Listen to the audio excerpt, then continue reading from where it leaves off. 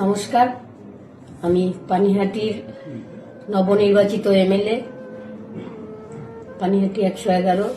যারা আমাকে এই সুযোগটা দিয়েছেন,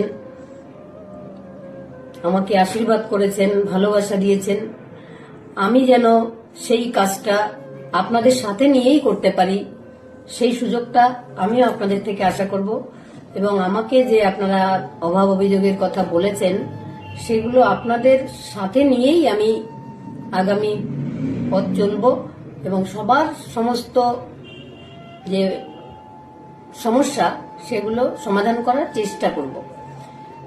এবং এই যে আমার সঙ্গে ফটো তোলা হচ্ছেই মানে আপনারা ভাববেন না যে আমার কাছের লোক হয়ে গেছেন বা বিজেপি সমর্থক হয়ে গেছেন। 29 তারিখের পরে কেউ রং মেখে বিজেপি হয়েছেন।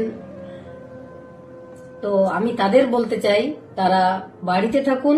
আমি যখন পানিহাটির দায়িত্বে আছি, তো আমার তো দলমত বাজলে হবে না, কে বিজেপি কে সিপিএম।